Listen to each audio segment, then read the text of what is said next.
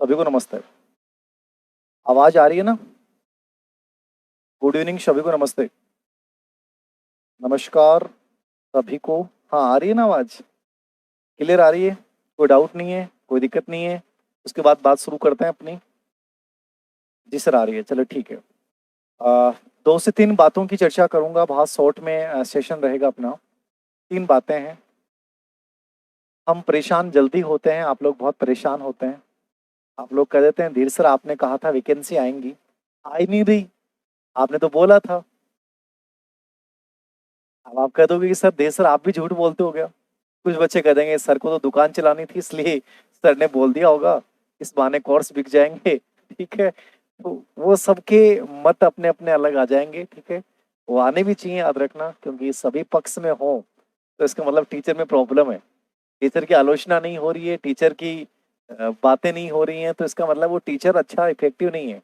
Teacher की आलोचनाएं हो रही हैं तो इसका मतलब ठीक है, कहीं ना कहीं सही दिशा में चल रहा है। 2 चीजें होती हैं, मैंने आपको पहले ही बोला था, मैं आज जो बोलूंगा आपको 2 चीजें मेरे पास अपडेट है, वही बातें करूंगा। पहली चीज, मैंने इसलिए बोला कि वैकेंसी आएंगी क्योंकि वैकेंसी आएंगी। मैंने इसलिए बोला कि वैकेंसी आएंगी, इसका मतलब वैकेंसी आएंगी। वैकेंसी तो आनी है। जब हमें पता है कि लगभग 17,000 के आसपास ग्रेड फेस्ट की वैकेंसियां खाली हैं, तो वैकेंसी आनी है। और हर दिन पोस्टें बढ़ रही हैं। कल मुख्यमंत्री जी ने 11 विद्यालय में 11 स्कूल व्याख्याता के पद, 2-3 विद्यालय में बाड़मेर की शायद कोई स्कूल थी, 11 पद स्वीकृत की।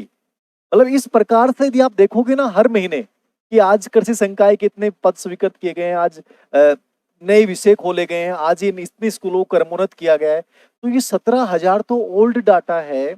आप ये मान के चलिएगा कि स्कूल व्याख्याता के लगभग 18 से 19 हजार पोस्टें जो हैं वो फिलहाल खाली हैं। इनमें से 50% प्रमोशन होंगे। नियम ये होना चाहिए था कि सरकार सीक्वेंस में चल ही नहीं रही है।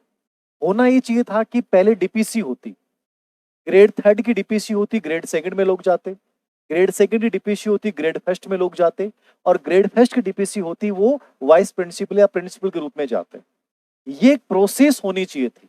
लेकिन सरकार ने जल्दबाजी के चक्कर में कि हमें तो ग्रेड थर्ड की जो 50,000 की नियुक्तियां हैं उनको हम बुलाएंगे चुनाव में जाकर के, देखिए हमने इनको नियुक्ति दे दी है। ये सीक्वेंस में प्रोसेस में चले ही नहीं। यदि प्रोसेस में चलते, ग्रेड फर्स्ट के पहले रिजल्ट आते, फिर ग्रेड सेकंड रिजल्ट आते, फिर ग्रेड थर्ड रिजल्ट आते, ग्रेड फर्स्ट को अब तक पोस्टिंग मिल जाती, ग्रेड सेकंड, ग्रेड थर्ड। इस प्रकार से बहुत सारे बच्चे आप में से ऐसे हैं जिनका 2 से 3 पदों में, मेरे पास लगभग 2-2,500 बच्चों के मैसेज आए पर्सनली। उनमें से लगभग बच्चों का grade third, grade second, grade third, grade first ऐसे सिलेक्शन हो रहा है। लेकिन इन्होंने सीक्वेंस प्रोसेस नहीं की। तो पहली चीज थी डीपीसी। अब वो जो डीपीसी होनी है, याद रखना वो कब होनी है, 2024 में होगी। अभी तो डीपीसी इनसे होनी नहीं है क्योंकि इलेक्शन आचार संहिता लगने वाली है। तो कई बच्चे जो मेरे से पूछ रहे हैं कि सर वैकेंसी का क्या है, क्या होगा कि क्या नहीं होगा। ग्रेड थर्ड की जो वैकेंसी है, आप ये मान के चलिएगा, ग्रेड थर्ड की जो वैकेंसी है वो 2024 से पहले नहीं आएगी। और ये कब आएगी? जब ग्रेड थर्ड से ग्रेड सेकंड में डीपीसी होगी, याद रखना।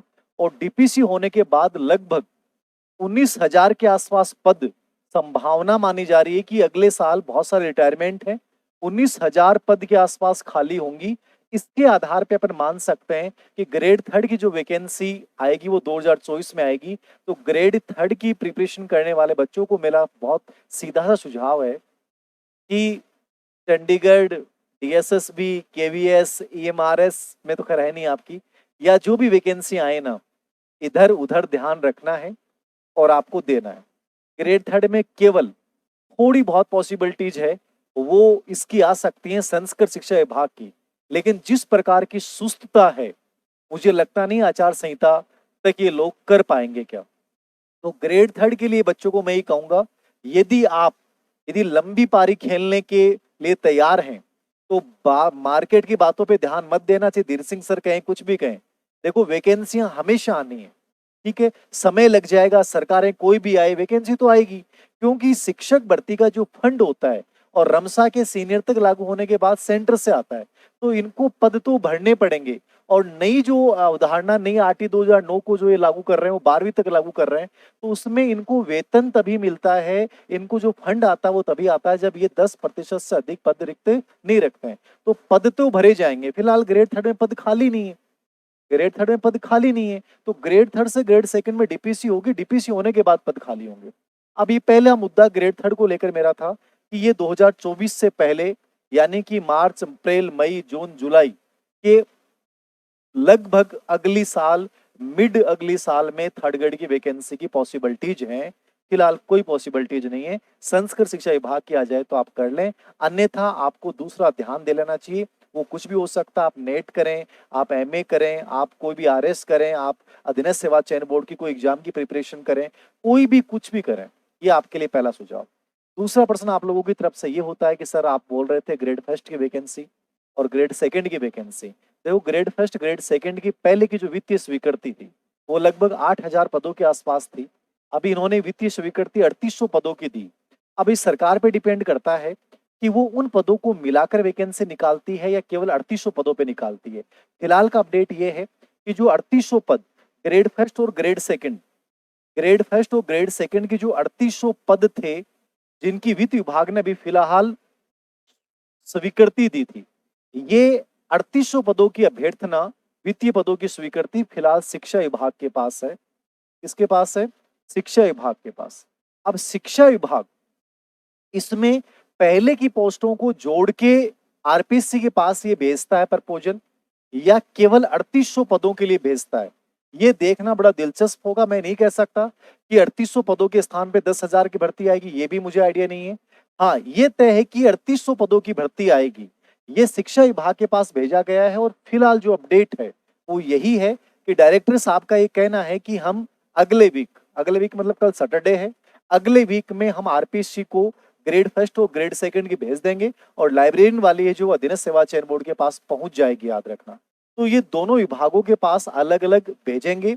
अब आरपीएससी इसको अक्टूबर फर्स्ट वीक में, यानी अक्टूबर फर्स्ट वीक अपन मान रहे हैं कि अक्टूबर फर्स्ट वीक जो है वो स्पेशली सबसे इंपॉर्टेंट है, क्योंकि यहाँ हो सकता है कि अक्टूबर फर्स्ट वीक में या सितंबर लास्ट में चुनाव आयोग, भारतीय चुनाव आयोग की का एक दल आएगा और वो स्थितियां देखेगा, और उसके बाद जो तीनों राज्य हैं उनमें से राजस्थान का नंबर हो सकता है शुरुआत में आ जाए, बाद में आ जाए, वो अपने ऊपर डिपेंड करता है। वो हो सकता है अक्टूबर फर्स्ट में आचार संहिता लगा दें, अक्टूबर सेकंड वीक में लगा दें, ज्यादा चांसेस हैं कि अक्टूबर सेकंड वीक में आचार संहिता लगे।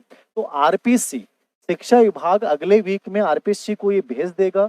अब आरपीएससी इसको फर्स्ट वीक में जारी कर पाती है कि नहीं कर पाती है, ये देखना होगा। अब मान लीजिए आपका प्रश्न हो कि सर मान लो शिक्षा विभाग ने 3800 पद या जो पहले की स्वीकृति है दोनों को मिला के आरपीएससी को प्रपोजल भेज दिया कि आप इतने पदों की जो है अभ्यर्थना विज्ञापन जारी कर सकते हैं।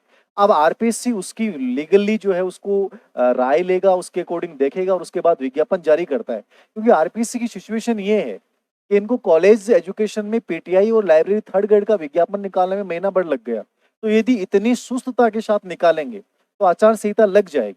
अब दो प्रोसेस होती हैं, गवर्नमेंट या तो आचार चुनाव आयोग के पास पहले परमिशन भेजे कि हमें ये निकालना है। अमूमन विज्ञप्ति के लिए जरूरी नहीं है कि चुनाव आयोग परमिशन दे, यद्यपि पोस्टिंग और ज्वाइनिंग इनके लिए चुनाव आयोग की अनुमति से किया जा सकता है। चुनाव आयोग अनुमति दे देता है, जैसे मान लीजिए ग्रेड फर्स्ट के रिजल्ट आएंगे तो उनको पोस्टिंग दी जा सकती है चुनाव आयोग से अनुमति लेके आचार संहिता लगने के बाद, तो वो कोई बड़ा इशू नहीं है। लेकिन क्या नई भर्ती की विज्ञप्ति जारी हो पाएगी, ये थोड़ा सा डाउट होता है कि आचार संहिता के बाद क्या हो पाएगा। अब देखना आपके सामने यही है कि अक्टूबर फर्स्ट वीक में, यानी शिक्षा विभाग की तरफ से अगले वीक में भेज दी जाएगी। अब आरपीएससी इसको कितनी जल्दी निकाल पाती है ये तुम लोगों पे डिपेंड करेगा।